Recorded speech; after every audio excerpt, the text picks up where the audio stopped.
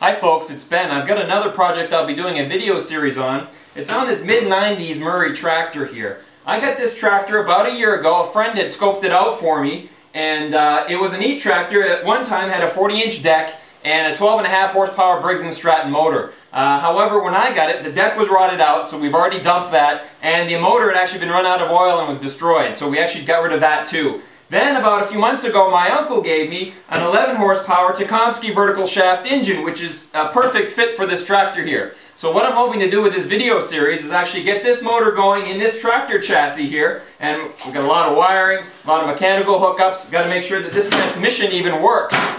After this video set is done, I've got part 2, and it involves this blade right here, because I really would like to try out a tractor that could actually push snow in the driveway. So first we got to get it going, make it look pretty, get the hood and all that stuff. Then we're going to be doing some welding and figuring out how to get that blade on front of this tractor here and setting up weights so it'll be a good snow pusher. Right now you're about to see a little segment of the video I shot earlier this summer, so you can see where we had parked it for essentially a year, see it growing in the grass, and I talk a little bit about the history again, and then we'll get right into getting this tractor running. Part 1, the resurrection.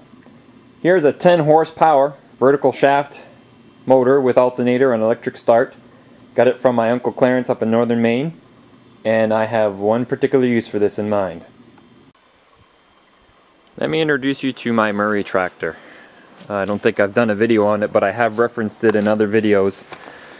We're about to close this garage up. For the winter time, we usually cover it up in plywood. That protects our 71 Chevy Caprice right there. We've been pulling numerous parts off this, steering wheel, seat, stuff like that for the other tractors until I could find a motor for it. And as you just saw, I found one. So I'm going to be pulling this out of, we've taken the dash off for steering parts and stuff, but I'm going to be pushing this into the garage, and we're going to be putting the motor back on it. The deck was toast, we chucked it. This tractor is going to be a fun tractor. We're just going to ride around on it, pull trailers around, stuff like that. Check to make sure the transmission even works. I don't even know if that's a functioning unit there. So that'll be the whole goal of this video. Part 2 of the video series will include this blade right here, because Ford Will Kill You and I think Controlled Explosions have neat tractors that they use in the snow to push snow off the driveway or to snow blow. So hopefully I'm going to get this tractor set up to be a winter monster. Put this blade on it, and we've got to do a lot of fabrication to get this thing to work. So hopefully it'll be a plow tractor, and I can use it to clear around the yard. Okay, part 1 is bolting this motor down. I kept a variety of the products off the motor when I took off the Briggs & Stratton. I've got a carburetor starter, and unfortunately a whole variety of levers, which I can't quite remember where they went. But I do have the bolting holes here, and this one's bolted down to 4. I don't know where I put the nuts. Oops, well, I gotta line them back up again.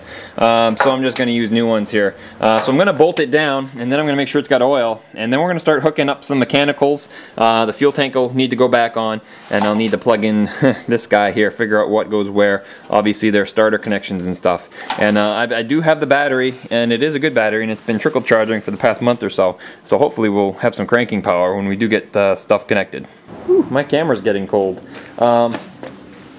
She's bolted in now, and I took the cover off here because I wanted to make sure I didn't have any rat nests inside of here, and it also involved removing the air filter. So now I've got complete access to the carburetor here. Okay, so I've got the engine bolted, and I'm just going to go over because I forgot last part I shot. I've been working on the electrical components. So here's my switch I had. I used it on another tractor. But it's back in. The wiring is good up to the battery. The battery's been charged. Like I said, I've been charging it for a while now. Everything's good on the motor. I had been looking for a means to kill the engine. In other words, once I get it running, that's a big if, how do I shut it down? So right now I've got to unplug the spark plug. I did pull the plug cover out. I did change the plug. I put a cleaner, better used one in there. For now, that's fine. I don't know if I showed you the carburetor or not. Here's the choke. It's just like the, I did that 10 horsepower snowblower engine. It's just like that. Same idea. Here's a throttle. There's some interesting relation here between the levers up here on the governor and on the throttle. We'll have fun with that later. Key is to get it going again. Now, fuel comes into the bowl from here. Here's a filter, and it's broken. On my tank over here, it goes right to the filter. So we're just going to pop that tank on. But let me tell you, the problem I'm having right now is the solenoid. I got all the permissives ready. Park brakes on, park brakes engaged. The PTO permissive is, we have no more PTO, but the permissive's okay. But here's the problem. Here's my starter connector. Here's my starter, but using my voltmeter, I'm not getting anything to this lead here. But if you listen up, you'll hear it. And here's our solenoid, and you can't see it in there. So hold on once. Oh, well, if I move my hand, you can. That's the solenoid. So it takes all this power from the battery, and in lieu of putting it all to that switch where my fingers are, it just sends a little 12-volt current down to that little plug right here. And this makes the big 12-volt connection for me, so it hits the starter and away it goes. And if you listen, you can hear it actually click. That clicking is me just turning it on and off. Now in theory, it goes click, it connects those two terminals, these two big brass terminals you see here, they connect together, sends voltage off to the starter, away you go. It's not moving the voltage along. So it's moving, which means it's actuating, but inside there's a broken connection or it's just corroded. It very well could be. It's been in the rain for about a year now. So I have a spare around here somewhere. Be darned if I can find it. It was hanging in the shack for years. We had bought it because of our other tractor. We misdiagnosed the problem, so we've had an extra. Can't find it. Of course, without that, I don't want to do my crank test without it. So we're going to stop tonight right here and see if I can't find my solenoid or hopefully score a cheap one somewhere.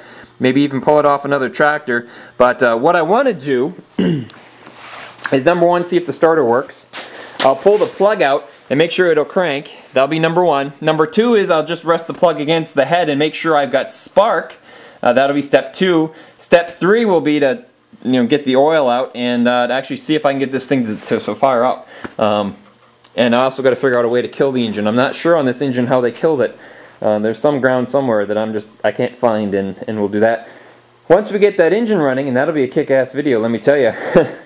Then we'll start putting pieces together. I'll probably work on the drivetrain next, see if we can get to go forward and back.